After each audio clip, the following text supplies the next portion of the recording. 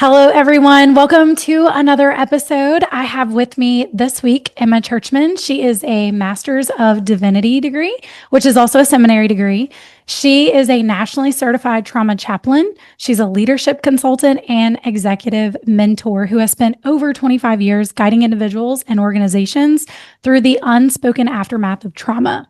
She has a rare blend of spiritual insight, strategic leadership, and she has helped thousands transform pain into power by drawing deeply from her own harrowing journey through acute childhood adversity. So, Emma, I'm super excited to have you here today. Me too, Maisie. So glad to be with you.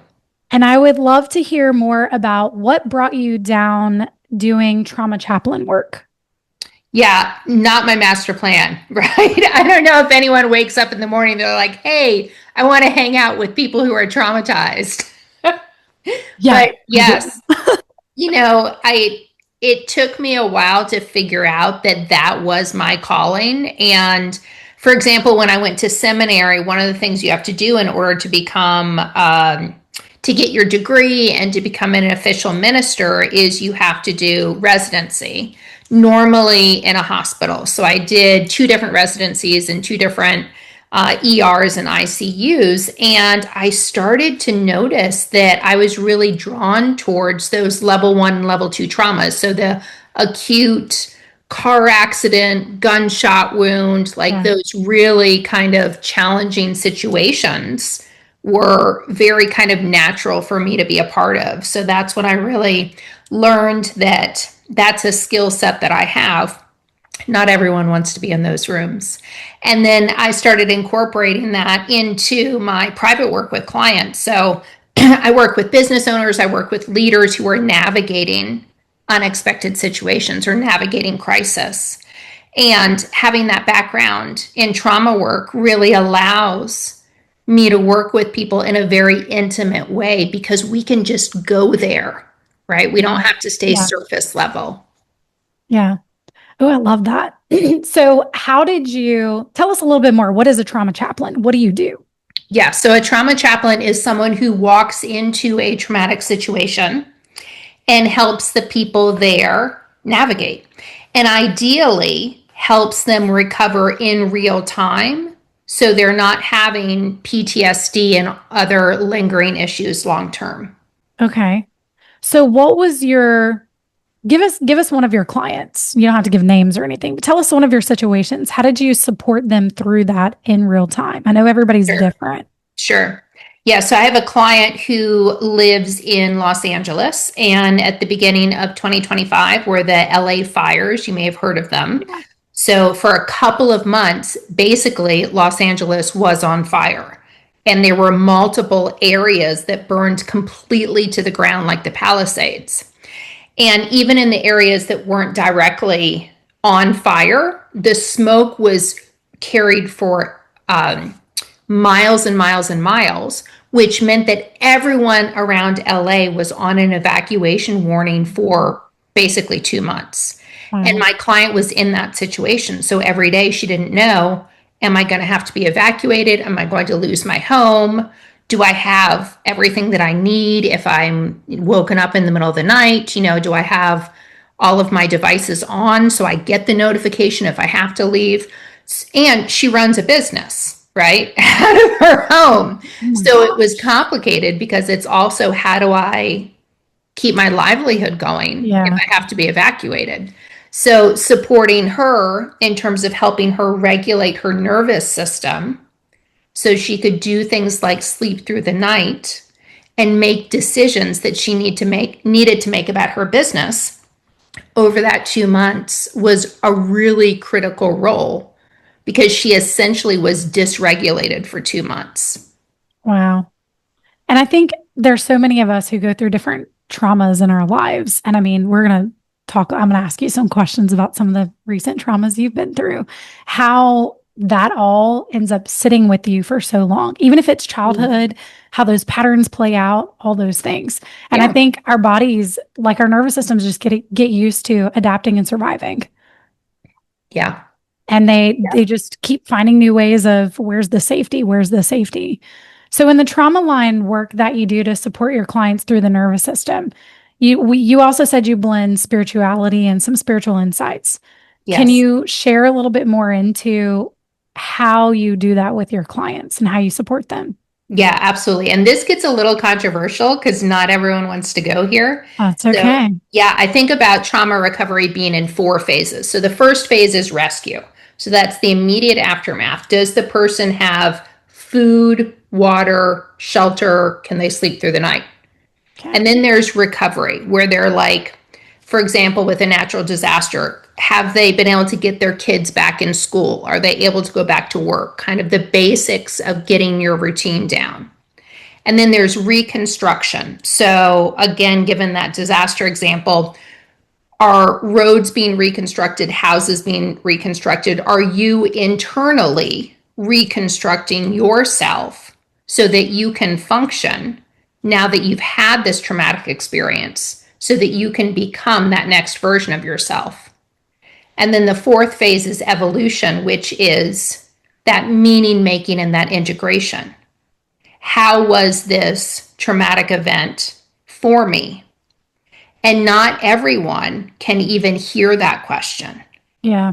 right? Because there are some folks who are very much caught up in victim consciousness who believe that things happen to them and that there's this like um, God out there, right? And I'm a chaplain, I'm a minister, but there's a God out there who's like wailing a stick and deciding who gets hit and who doesn't get Yeah. hit. And Yeah. then life is suffering and you just kind of have to live through it. Like that's very much a victim consciousness. I believe more in that creator consciousness, that regardless of what has happened to you, it always has something to teach you. It always helps you to become that next version of yourself. And I know you believe that too. Yeah, I do.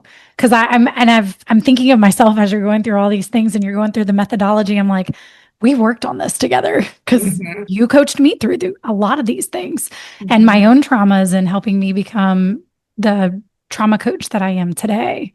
So I thank you and I honor you for that. I'm curious. So going through some of the natural disasters that you've been through, do you want to open up and share a little bit more Sure. about how you worked through those things too? Yeah, absolutely. So Hurricane Helene happened in September 2024. It hit 5 states, including Western North Carolina, where I live. So I live in the mountains. We're about 300 miles off of the coast.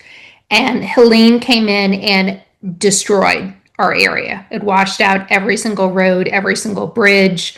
A lot of our neighbors lost their homes, lost their cars. We didn't have anyone in our community die, but there were about 103 people in North Carolina who died from Helene.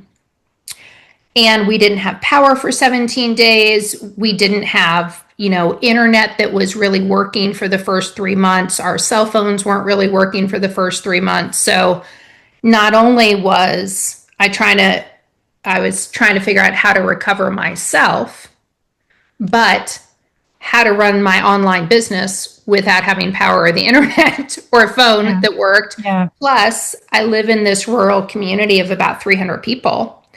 And on day 4, we live on top of a mountain. On day 4, my husband, Jeff, and I bushwhacked 3 miles down the mountain.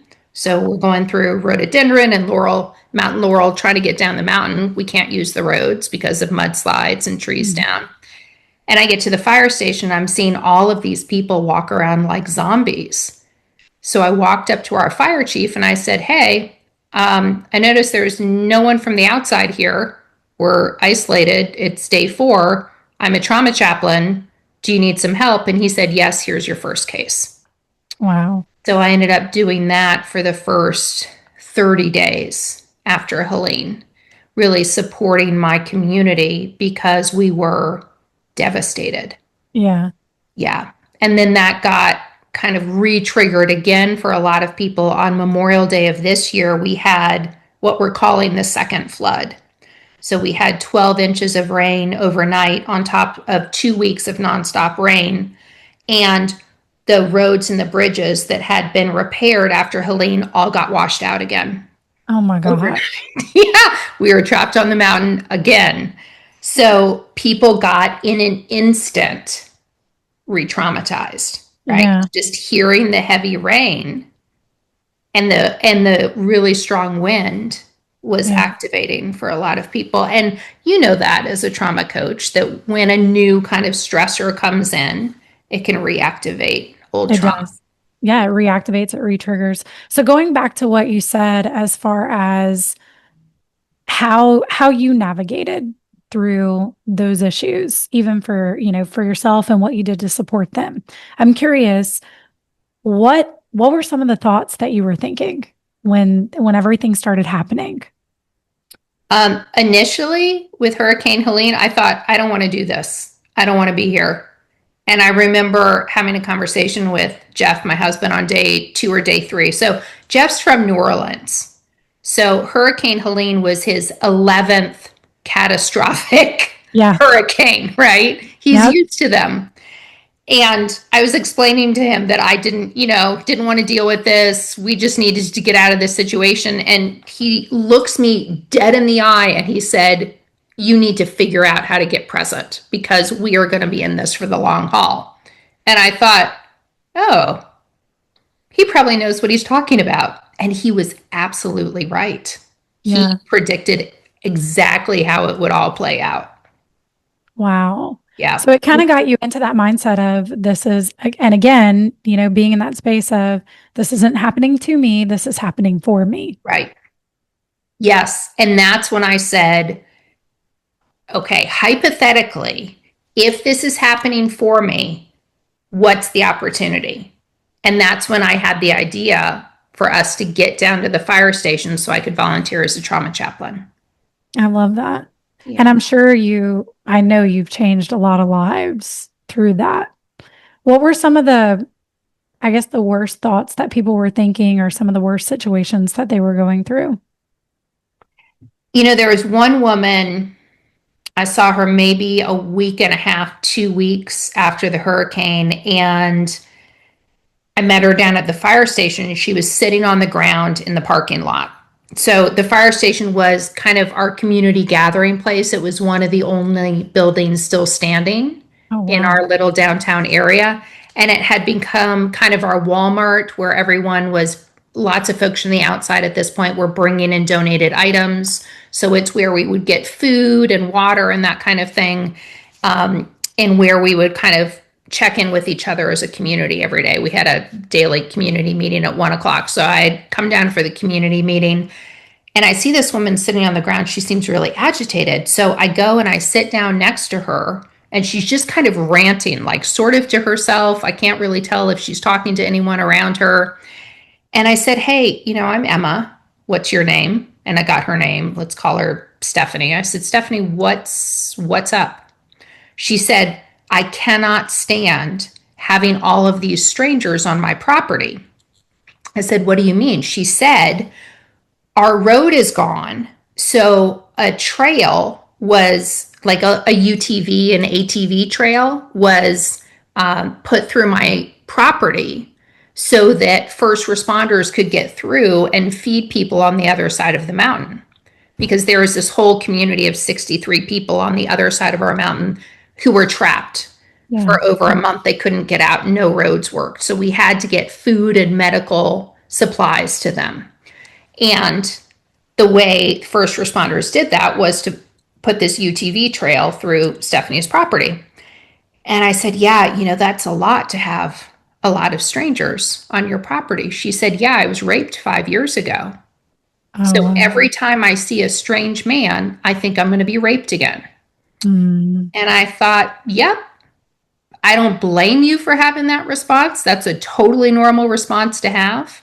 right. And so she's got the stress of Hurricane Helene. She's got the stress of people going through her property. And then she's re traumatized from the rape that had happened 5 years ago.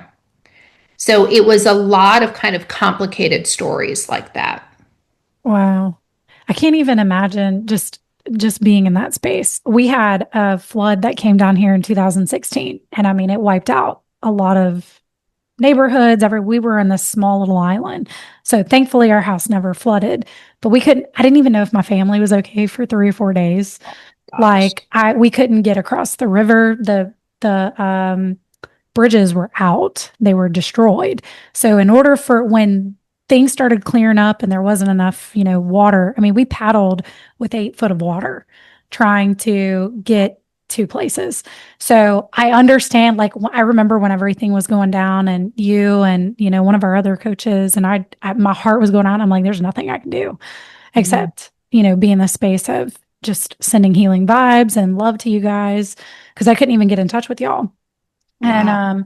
but I remember the fears of like, is my family okay? Did it get worse after, I last talked to them? Because last time we had talked, oh, it's close to the house. And I was like, oh my God. So it was just, I remember. So even listening to it on the news and everything like that, it was re-traumatized for us. Yeah. So, and I did a lot of the things that, you're saying here, like, what can I do? How can I support? What can we do? I had a friend across the other side of the interstate that I was trying to get to. We couldn't get over there.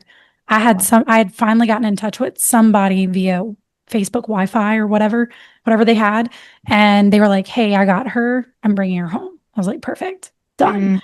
So I can imagine the stories, the aftermath, everything that just came with that. So I'm curious with all of that, when things started settling down, when things started just kind of feeling like a little bit of normalcy, what did you realize? I realized we have to figure out how to recover from trauma in real time.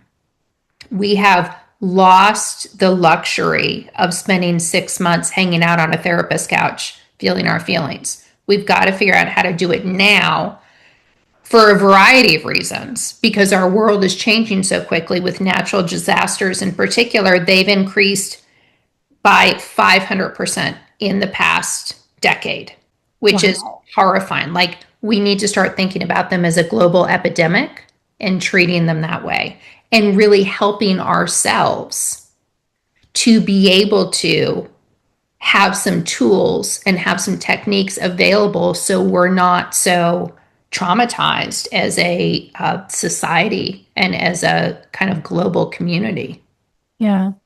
And I love that you're saying tools for real time because I think that's the biggest thing and I'm not knocking therapists out there, but I think that is a big thing that a lot of therapy sessions that even I've gone through, they don't provide. It's not the tools for real time. Like if I'm in the middle of an argument or in the middle of a trauma session or a re-triggering of something, I'm not going to be like, can you pause for a second? Let me go journal about this. Let me just go do some tapping. You know what I mean? Yeah. Like that's not going to work in real time because in real time, I'm accustomed to survival patterns. Yeah. So all of that is what I'm going to be faced with. And just like I teach my clients, like you're right, we have to have those tools for real time. And I think that's what makes you and I and a lot of other healers out there and the work that we do so different because it's real time. You can change it right now. You don't have to suffer through this. You don't have to be in that space. Feel the feels, whatever you got to do. But here's how we can adjust and change the pattern. Yep. Exactly. Exactly. Yeah. So tell us a little bit more. I know you've got books behind you. Tell us a little bit Yes. more about these amazing books that you've written. Yep. Yeah. So again, not my master plan to write books, but We're so one of, glad you did, though. yes, thank you. One of the things I started doing during Hurricane Helene was once I was able to get onto Facebook, I started doing daily posts about what was happening here on the ground because it was very different than how the media was portraying the event. So I wanted to do some real time education, talk about what I was doing as a trauma chaplain, talk about kind of the impact of a disaster on someone's well being. And those posts went viral. And lots of folks started saying, hey, you should turn this into a book. And I thought, I don't have power at my house. How am I going to do that? But I decided, all right, if it's meant to be, it's going to happen. So I said, great, who knows a publisher? If this is really meant to be. And a publisher reached out within 24 hours. And I Wow. had a signed contract within 3 days for them to produce the book, which was amazing. And then at the same time, I signed on with them to do my second book, Unshattered, which is a memoir about my childhood being raised by a mother with 123 personalities. And that came out the same year. Both of those came out in 2025. And then my newest book, Navigating the Deep End, Resilient Leadership in a Volatile World, has more of a leadership focus. It is for geared towards leaders with a bunch of case studies with women who navigated very volatile situations. And that book just came out last week. Oh, yay. Perfect timing for our podcast. I like Exactly. that. Exactly. Tell us a little bit more. How are you working with your clients now? Because I know you have certifications and things like that to Yep. support people. Yep. So I'm working one-on-one with leaders right now in spiritual direction. So really helping them to focus on that meaning making in their own evolution as they are navigating crisis. And that involves speaking and keynotes and training with companies as part of that. Okay. And then I also launched a nonprofit this year called the Chrysalis Alliance, and the nonprofit trains frontline workers in trauma recovery. So it certifies them so that they can help others to heal from trauma in real time. And that mainly is in the disaster space. Okay. So is this first responders that are also getting access to Yep, this? exactly. Okay. Wow.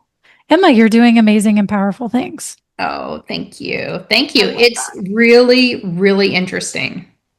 So tell us a little bit more about some of the ways that you've worked with some of the first responders and what's their take on it whenever you're teaching them.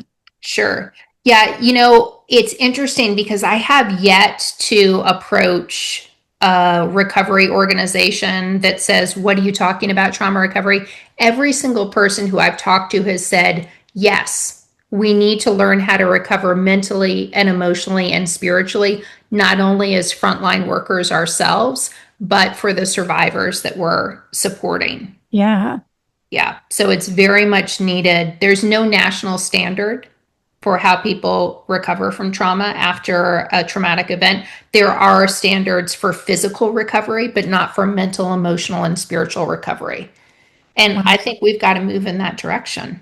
100%. Because I think that's the biggest piece. It's kind of like whenever the trauma happens, it's not the trauma that got you, it's the aftermath. Exactly. It's the how you processed it, the next day or the next moment, or now what do I do with this? Yes, So, totally. yeah. Wow. Okay. Well, thank you for today. I would love to tell everybody how they can find you, how they can find your books, how they can get connected with you. Yeah, absolutely. So you can go to emmachurchman.com. All my books are there. The information about spiritual direction is there. If you're interested in the trauma recovery certification program, go to traumarecoverycertification.org. Awesome. And we're going to put those links in the description. So thank you, Emma, for your time today. Thank you for sharing all of your amazing gifts and your amazing ways. And we will catch you guys on the flip side.